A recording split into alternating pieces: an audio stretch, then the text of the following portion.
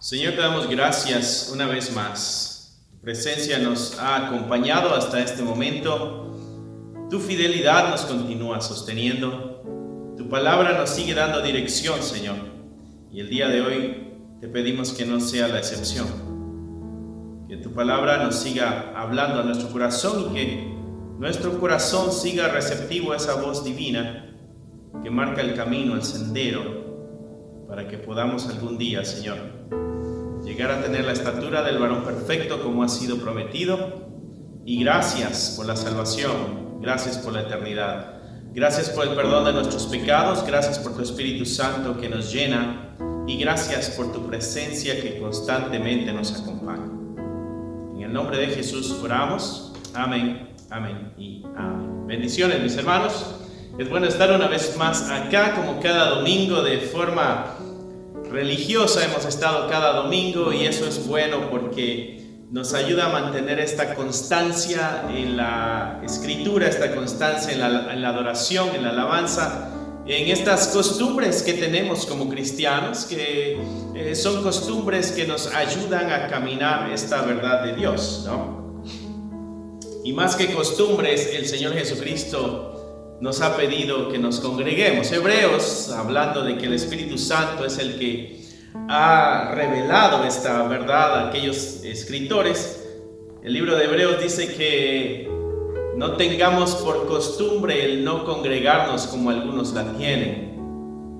Nos exhorta la palabra de Dios a reunirnos, porque en unidad, en armonía, en comunidad es donde nosotros podemos poner mejor en práctica nuestros dones, nuestros talentos. No es el único lugar, pero es un mandato, la comunidad de fe, y de eso estaremos hablando el día de hoy. Esta preciosa comunidad de fe llamada iglesia que nuestro Señor Jesucristo vino a formar. Da inicio en el capítulo 2 de Hechos, cuando el Espíritu Santo baja y llena a todos los presentes, desde la cabeza hasta los pies, completamente llenos del poder del Espíritu de Dios. Y da inicio a este movimiento llamado iglesia. Y de eso estaremos hablando el día de hoy. Y se me hace importante hablar este tema el día de hoy porque hace unos domingos nosotros hemos venido hablando de cómo el cristiano debe tener cierto comportamiento, cierta conducta, cierta forma de conducirse en el medio en que vive. No olvidando que es hijo de Dios, no olvidando de que ha sido restaurado y redimido, no olvidando de que pertenece a un grupo especial que se llama iglesia, no olvidando las promesas de eternidad y de gloria que Jesucristo pronto vendrá por cada uno de nosotros. Pero también hablábamos de unas estadísticas, la realidad. No podemos nosotros tener la mirada solo en el cielo. También debemos tener los pies sobre la tierra. La realidad de la iglesia, unas estadísticas que mencionábamos la semana pasada, es de que un gran porcentaje de la iglesia carece del conocimiento, carece de identidad, carece del conocimiento de las doctrinas básicas del Evangelio, carece de esta identidad que Cristo nos dio. Y el día de hoy hablaremos un poco de esa identidad. Y digo un poco porque esta no es la total identidad de la iglesia, pero es parte de la identidad de la iglesia que es necesario que tú y yo tengamos en cuenta, ¿no? Así que vamos a ver qué bases nos da la Escritura para poder decir de que la iglesia tiene una identidad, es un organismo porque está vivo y tiene una identidad única, diferente a cualquier otro organismo u organización acá en el mundo, y más que todo porque la iglesia está llena del Espíritu de Dios, y ya que está llena del Espíritu de Dios debe reflejar esa llenura y ser esa luz en medio de la oscuridad. Así que te voy a pedir que vayas al primer libro de Timoteo, la primera carta de Pablo a Timoteo, capítulo 3, y estaremos leyendo el verso 14 y el 15. Primera carta de Pablo a Timoteo,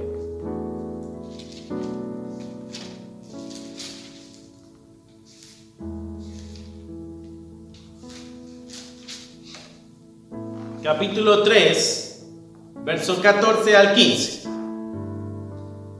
Dos versos estaremos tocando el día de hoy, pero que nos hablan de la identidad de la iglesia. Mira lo que dice la palabra del Señor.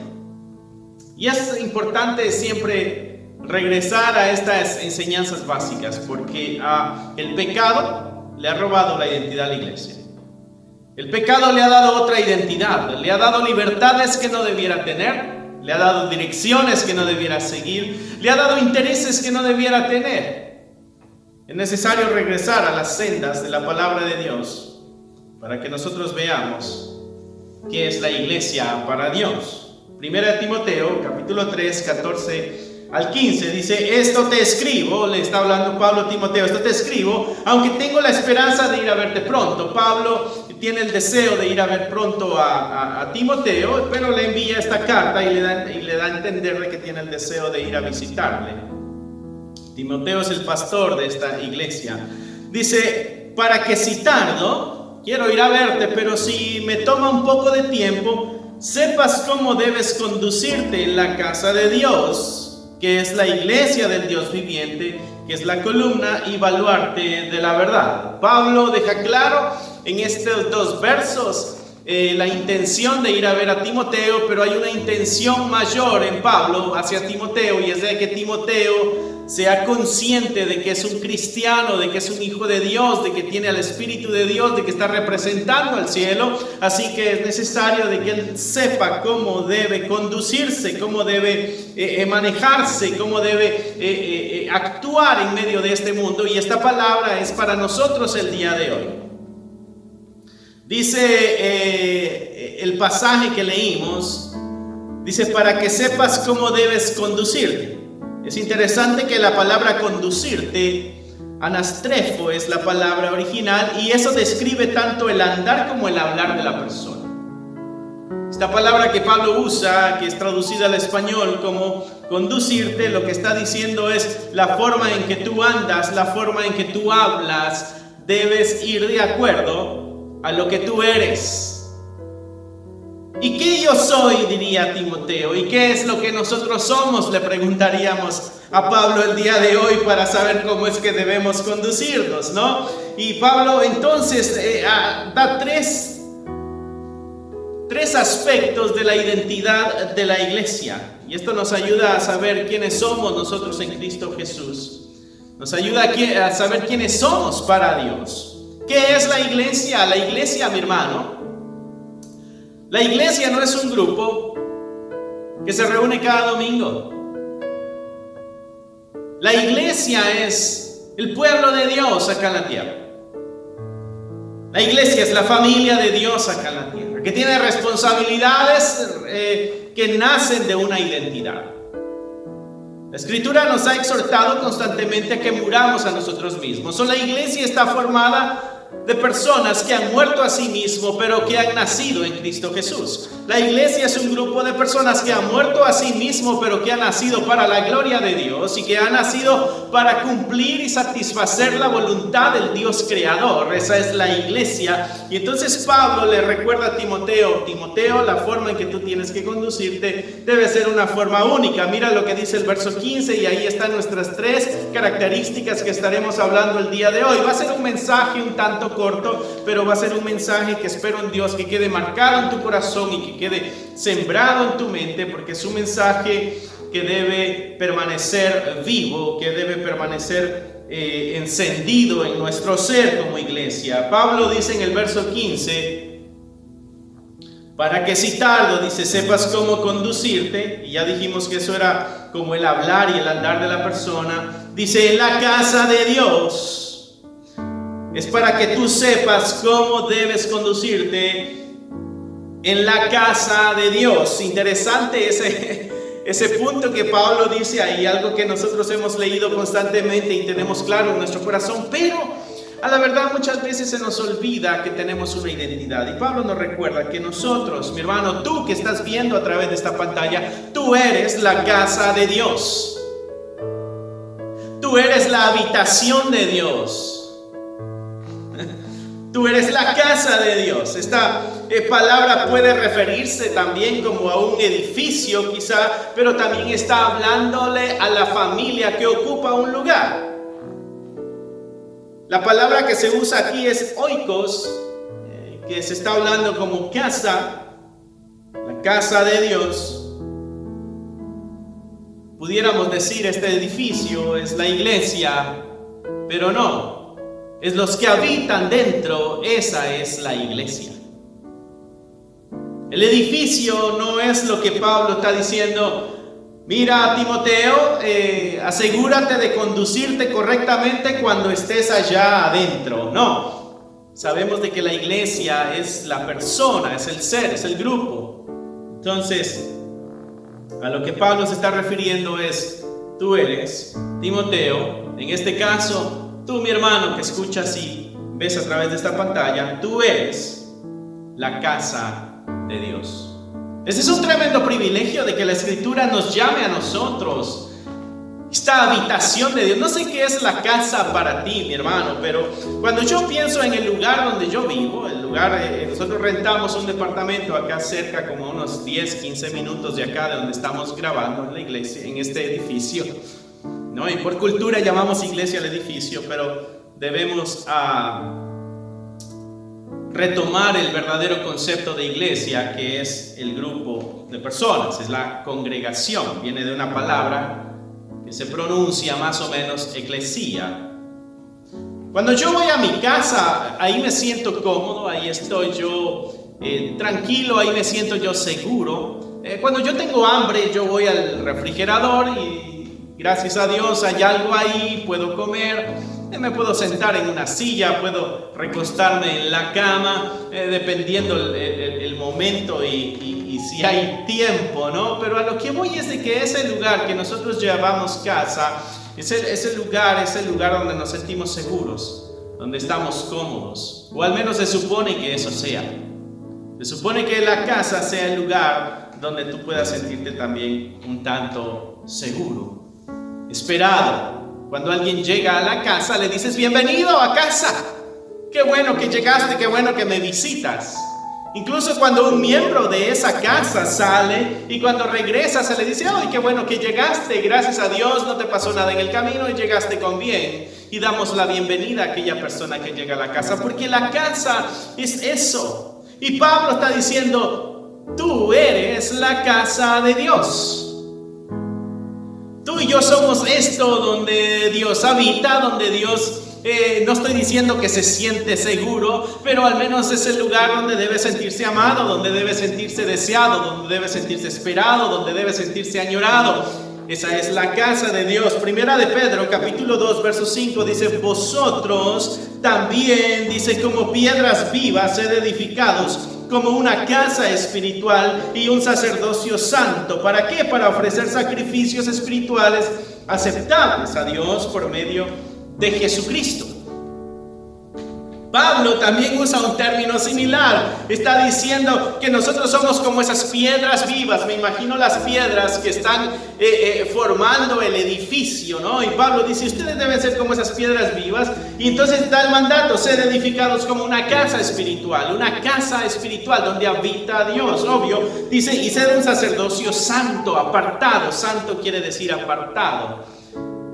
Dice, ¿para qué? Para ofrecer sacrificios espirituales. Son nosotros como la casa de Dios, somos ese lugar que debe ser edificado para construirse de una forma espiritual con el fin de presentarle gloria, alabanza y sacrificio a Dios. Aceptable, dice, a Dios por medio de Jesucristo, a través de Jesucristo. Siendo cristianos podemos ser edificados como una casa espiritual, el lugar donde Dios habita, con el único propósito de alabar y exaltar y engrandecer el nombre de nuestro Señor. Aleluya, gloria sea a su nombre. Cuán tremendo privilegio nos ha dado el Señor. Cuando tú y yo estamos perdidos en vicios, en la vida del mundo, en la vagancia, en la vanagloria de este mundo, persiguiendo sueños momentáneos, persiguiendo placeres momentáneos, fuimos rescatados de ese tipo de vida, fuimos lavados de ese tipo de vida, fuimos creados de nuevo, somos una nueva creación, dice Pablo. Somos una criatura nueva y esas cosas de la vida pasada ya han pasado. Ahora somos algo totalmente nuevo. Aquí todas son hechas nuevas, dice la Escritura. Y entonces ahora esto nuevo se convierte en lo que Pablo le dice a Timoteo. Es la casa de Dios, el lugar donde habita Dios. Tú y yo somos ese lugar donde habita Dios. Y Pedro dice que ese lugar donde habita Dios, en ese lugar hay alabanza, en ese lugar hay sacrificio, en ese lugar hay adoración. En ese lugar se le da gloria a Dios. Tú y yo somos eso que le da gloria a Dios. Tú y yo somos eso donde Dios se siente bienvenido. Tú y yo somos eso donde Dios se siente amado. Tú y yo somos eso donde Dios se siente exaltado, donde Dios quiere permanecer, donde Dios quiere descansar, donde Dios quiere habitar. La casa de Dios. Tremendo anuncio que Pablo nos da ahí. Y esto nos ayuda a recobrar la identidad que tenemos como iglesia, mis hermanos. A veces caemos en los juegos tontos de si Dios me ama o no me ama, le importo a Dios o no le importo a Dios, me cuida o no me cuida, me siento lejos de Dios. Y Pablo dice, no, espera, tú eres la casa de Dios. Tú eres el lugar donde Dios habita. Mira lo que dice 1 Corintios 3:16, ¿no sabéis que sois templo de Dios y que el Espíritu de Dios mora en vosotros? Pablo nos hace un recordatorio y en la carta a Corintios también. El mensaje hacia la iglesia de Corinto, por las prácticas que ellos estaban teniendo, prácticas paganas en cierto modo, y Pablo les recuerda, dice, ¿ustedes no saben que ustedes son el templo de Dios?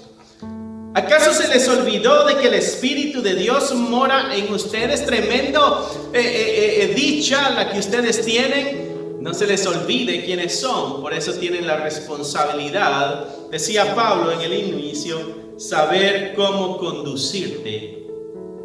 Este mensaje nos ayuda a recordar nuestra identidad, a restablecer nuestra nueva identidad para que sepamos cómo debemos conducirnos. Cuando a ti y a mí se nos olvida lo que somos la iglesia, que somos hijos de Dios, perdemos la dirección, perdemos, como dicen en México, perdemos el norte, no sabemos para dónde vamos, andamos norteados, es la expresión. Porque hemos perdido la dirección. Regresando a la identidad, Pablo dice, si tú sabes quién tú eres y tú te afirmas en esa identidad nueva que Dios te da, entonces tú recordarás que es necesario conducirte de la forma correcta donde tú andes. Esto nos va a ayudar a conducirnos de la forma correcta. Ahí mismo el verso 15, Pablo continúa diciendo, solo primero nos dijo que somos, recordando nuestra identidad, somos casa de Dios. Verso 15, continúa Pablo diciendo, te lo voy a leer otra vez, de pronto este verso se nos va a quedar de memoria al día de hoy si todavía no lo tenemos en nuestra memoria, para que citarlo sepas cómo debes conducirte en la casa de Dios. ¿Qué es la casa de Dios? La iglesia del Dios viviente. La iglesia del Dios viviente. La siguiente característica que Pablo le dice a Timoteo que debe tener la iglesia hoy, o en este caso lo que es la identidad de la iglesia, no olvidemos nuestra identidad, somos nosotros la iglesia ¿de quién? Del Dios viviente. Dios no está muerto, Dios está vivo, Dios ha estado vivo y Dios seguirá estando vivo, y tú y yo le pertenecemos a Él. Esta es una afirmación de pertenencia, es la iglesia del Dios viviente. Somos la iglesia de Dios, somos la casa de Dios, somos la iglesia de Dios. La palabra que se usa, decíamos anteriormente, que es eclesía, y esto va dirigido al grupo de personas, a la congregación. Diríamos el día de hoy quizá que la familia del Dios vivo. Nosotros somos la familia de Dios. La gente que habita dentro del lugar, eclesía, somos la familia de Dios. ¿Recuerdas el ejemplo que te daba cuando llegamos a casa y quiénes son los que habitan ahí? Pues los que habitan ahí son la familia. Y ahora Jesucristo dice Pablo a Timoteo que somos esa familia del Dios vivo, somos la iglesia del Dios vivo. viviente. La palabra eclesía se refiere a una comunidad de personas. Comunidad de personas que han sido llamadas por Dios y que han respondido a ese llamado de Dios. Tú fuiste llamado por Dios y tú respondiste a ese llamado de Dios. Muchos son los llamados, pocos son los escogidos. A muchos Dios llama, pero pocos son los que responden. Y tú, mi hermano, mi hermana, espero en Dios que hayas respondido o dado respuesta, mejor dicho, a ese llamado que Dios en algún momento te hizo. Ser llamado quiere decir que hemos sido elegidos. Somos este grupo de personas que cuentan con la presencia de Dios vivo.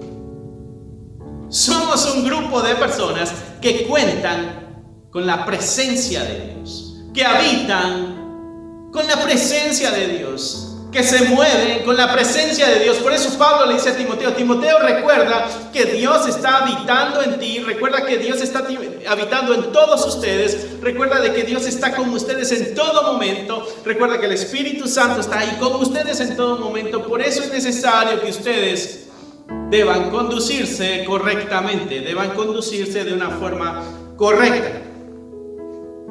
Esta experiencia, mi hermano, esta experiencia de que Dios habita en nosotros debe ser una experiencia real en la vida del cristiano. Yo me pregunto a veces con aquellas personas que dicen que se sienten solos y abandonados, ¿qué pasa con esta realidad de que la presencia de Dios le acompaña? ¿Será que tienen un sentimiento al que no le pueden poner palabras y lo están expresando de una forma equivocada? ¿O siendo cristianos realmente se sienten solos? ¿Será que siendo cristianos nos podemos sentir solos cuando la Escritura dice que su presencia está con nosotros, que su Espíritu está en nosotros? ¿Pudiéramos sentirnos nosotros abandonados y solos? ¿O debiéramos siempre sentirnos acompañados? Quizá esta experiencia no es real para todos y debiéramos hacerla real cada uno de nosotros. Y esta realidad del Dios que habita en ti, de la presencia de Dios que te acompaña, va a causar efectos también en aquellos que están a tu alrededor. ¿Por qué? Porque nosotros debemos ver cómo nos conducimos, pero a la misma vez esta presencia de Dios que habita con nosotros va a causar algunos efectos en aquellas personas que están a nuestro alrededor. Mira lo que dice 1 Corintios 14, 24 al 25. Dice así,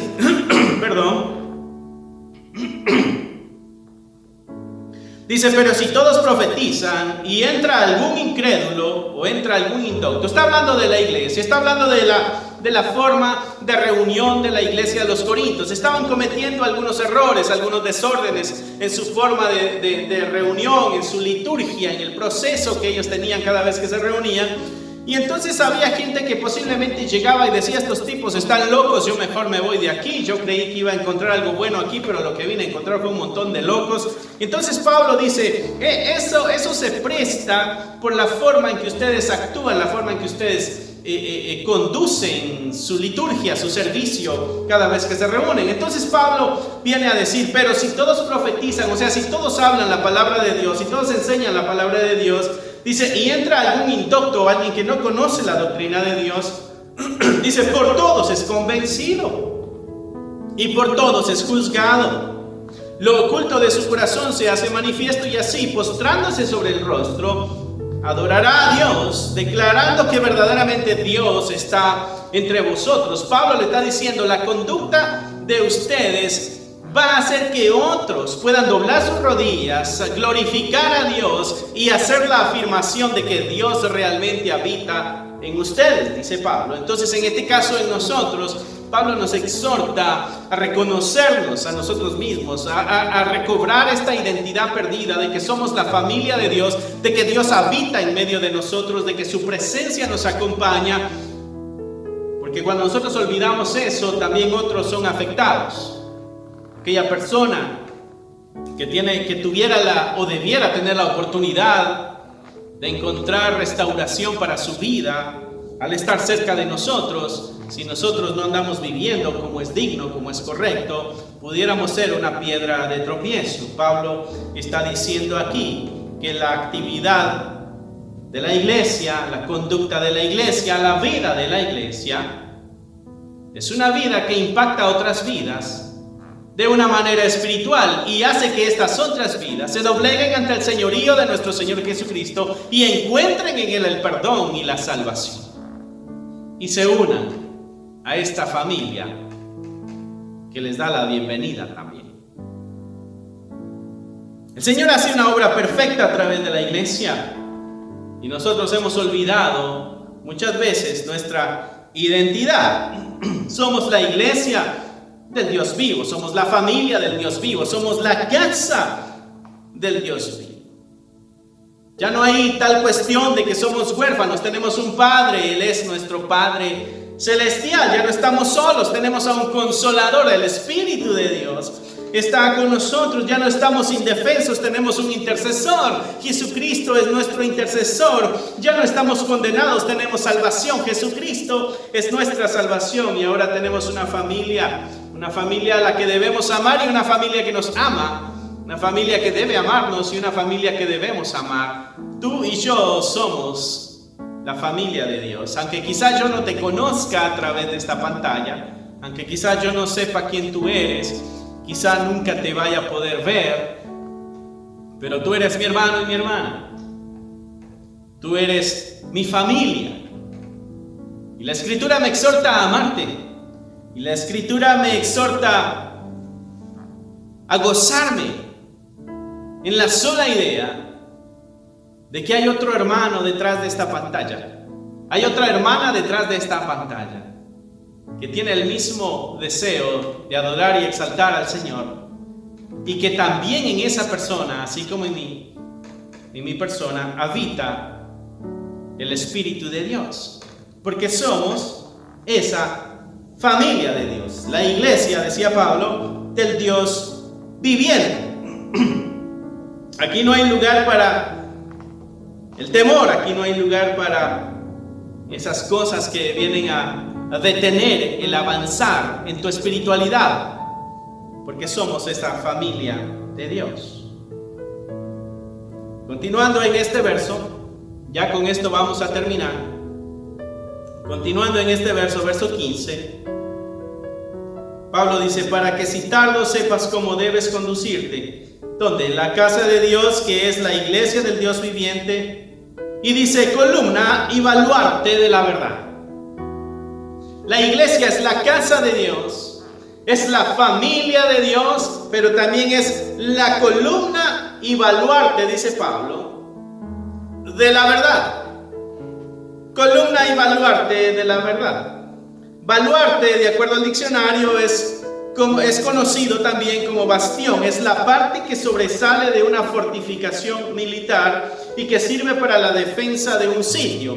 También se refiere a aquello que en sentido figurado sirve de amparo o defensa de algo. El baluarte es aquello que sirve de amparo o defensa de algo. El baluarte es aquello en una fortificación militar que sobresale y sirve para la defensa.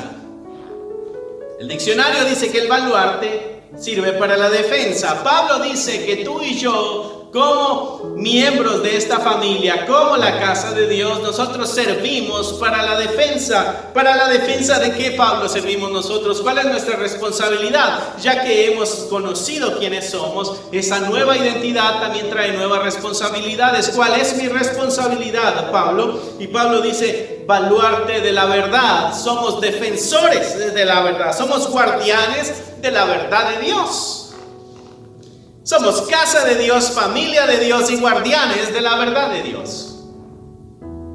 Eso es lo que nos da a entender esta palabra baluarte. La columna también, las columnas en los edificios son aquellas cosas que sostienen el techo, que sostienen lo de arriba porque es muy pesado. Y tú y yo somos una columna que sostiene algo que es muy pesado, que es la verdad de Dios.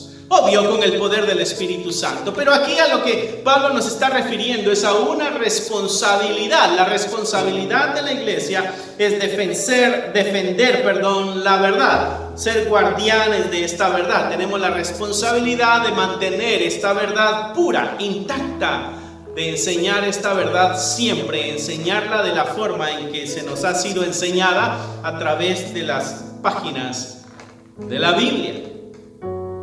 Nosotros no debemos hacer ningún cambio a esta verdad, no debemos hacer ninguna interpretación ajena a la verdad que no vaya de acuerdo con toda la voluntad y dirección de la palabra de Dios y la unidad de la Biblia en sí.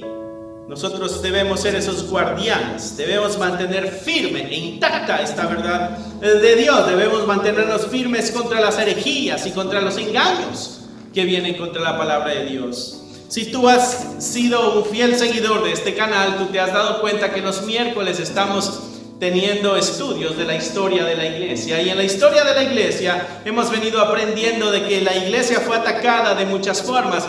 Fue perseguida, asesinada, pero también fue atacada de una forma doctrinal. También las filosofías griegas quisieron meterse y creando una iglesia llena de filosofía griega mezclada con cristianismo, ¿no? Que se conoció como la iglesia gnóstica de aquel entonces, que por cierto, cuando llegaron las grandes persecuciones, esa iglesia se acabó, porque la iglesia verdadera es la única que permanece ante las puertas del Hades. Aquí Pablo está recordándonos que tenemos esa responsabilidad, ser guardianes de la verdad de Dios. Tú y yo como iglesia debemos ser un defensor de la verdad.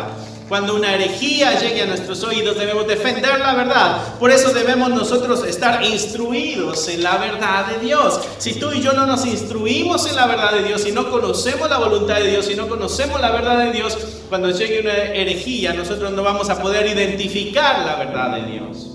La semana pasada que nosotros dábamos aquí unas estadísticas en esta congregación, hablando de la realidad de cómo la iglesia se encontraba, hablábamos de un alto porcentaje de cristianos que creen que tener intimidad sexual antes del matrimonio, más del 56% de los cristianos creen que está bien tener intimidad sexual antes del matrimonio. Eso es un pecado, pero para ellos está bien. Entonces la pregunta es, ¿cómo ese alto porcentaje llegó a la conclusión de que esa acción es correcta y no es algo desagradable para nuestro Dios, cuando la Escritura claramente la condena?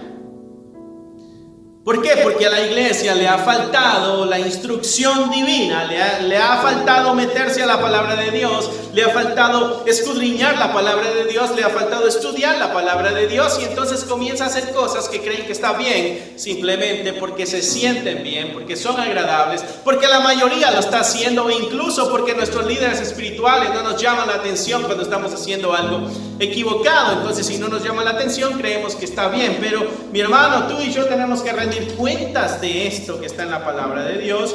Tú y yo debemos ser entonces diligentes con el mensaje de la palabra del Señor, porque hay muchos que están siendo engañados con herejías. Hay una gran cantidad de cristianos que creen que el homosexualismo está bien, que es aceptado por Dios. Incluso ha salido una noticia últimamente de un líder religioso de la iglesia popular y ha dicho de que está bien que ellos se casen, está bien porque ellos también necesitan una familia, ¿no? Y entonces, ¿por qué llegan esas herejías? ¿Por qué son aceptadas las herejías?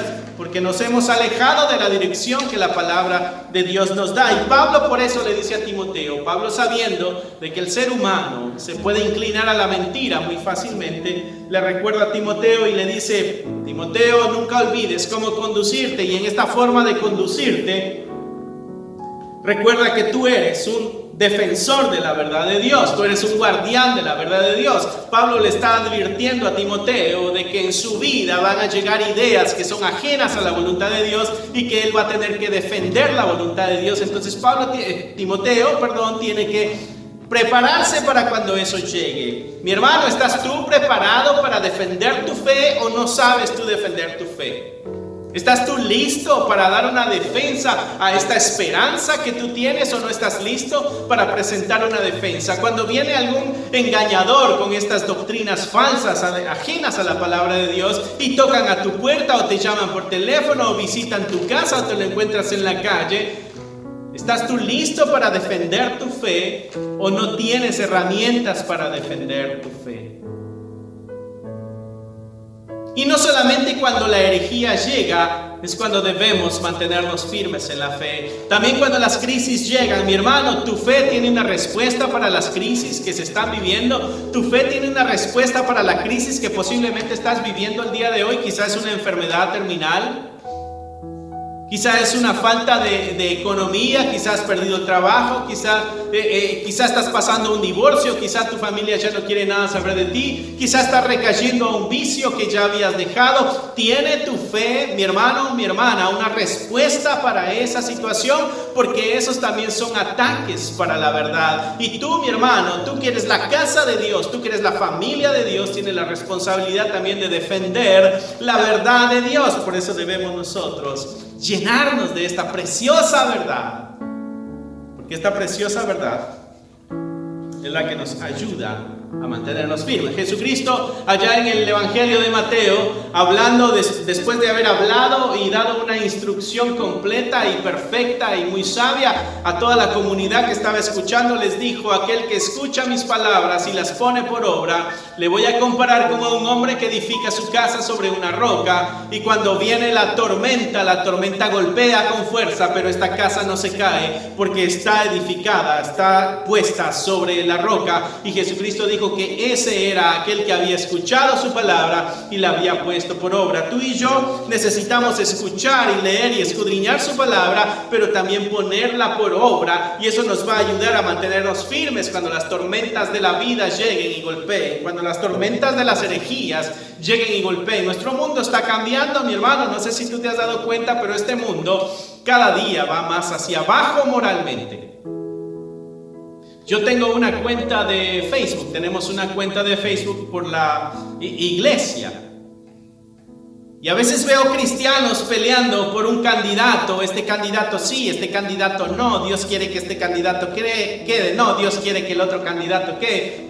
Y somos una iglesia que está peleando por candidatos cuando la Escritura dice que ninguno de estos cualifica como debiera calificar, porque solamente hay uno que califica para gobernar y traer la justicia y la estabilidad, y ese es Jesucristo. Y la iglesia a veces se pelea en esos asuntos de política en vez de tomar un vistazo más grande y decir: esta es la realidad que Cristo nos anunció, de que la moralidad iba a ir decayendo cada día más y más y más, y eso nos iba a ayudar a nosotros, mi hermano, a añorar más el regreso de nuestro Señor Jesucristo. Sabes que quede quien quede de gobernante en tu país, y hablo esto porque estamos a pocos días de las elecciones en este país. Quede quien quede, seguramente no hará la voluntad de Dios. Quede quien quede, aunque tenga una Biblia en la mano, aunque la ponga su mano sobre la Biblia, aunque lleve a alguien a orar el día de que reciba el poder una vez más, o lo reciba por primera vez, sea quien sea que quede, no va a hacer la voluntad de Dios. Esa es la realidad de nuestra humanidad, porque nadie busca a Dios. La Escritura nos ha dejado claro de que nuestros gobernantes lo que quieren es enseñorearse del pueblo, y Jesucristo le dijo a los discípulos: ustedes no tienen que ser así, ustedes no tienen que buscar cómo enseñorearse como lo hacen los líderes políticos, ustedes tienen que servir, y el que quiera ser mayor, que sirva al menor. Debemos ser nosotros guardianes de la verdad de Dios. Personas que se pelean por asuntos de política, se les ha olvidado que deben ser guardianes de la verdad de Dios. Personas que aceptan herejías son personas que se les ha olvidado que son guardianes de la verdad de Dios. Es necesario que tú y yo regresemos a esta verdad de Dios. Los días están difíciles, mi hermano. El regreso de nuestro Señor Jesucristo se acerca. Cada día que pasa es un día más cercano al retorno de nuestro Señor Jesucristo. Cada año que pasa es un año más cercano al retorno de nuestro Señor Jesucristo. Cada presidente que pasa es uno más cercano al retorno de nuestro Señor Jesucristo. Y tú y yo debemos estar preparados para recibirle a nuestro Señor Jesucristo. Nuestros deberes está mantener en alto la verdad de Dios.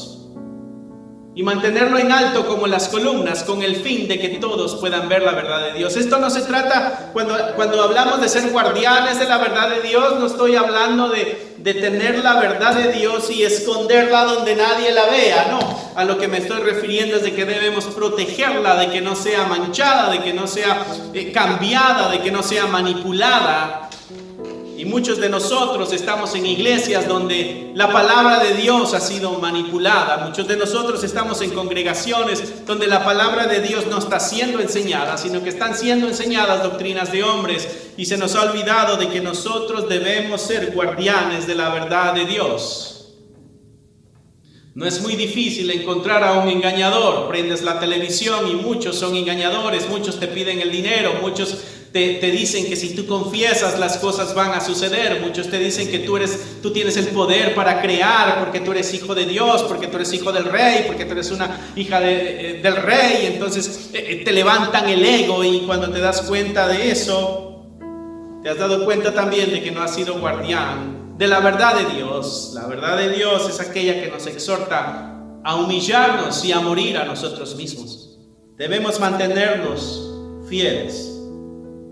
No debemos olvidar que somos una columna, aquello que sostiene, y somos un baluarte, aquello que defiende. ¿El qué? La verdad de Dios. La iglesia debe proclamar la verdad de Dios y debe ocuparse para que la verdad de Dios no sea empañada o ensuciada.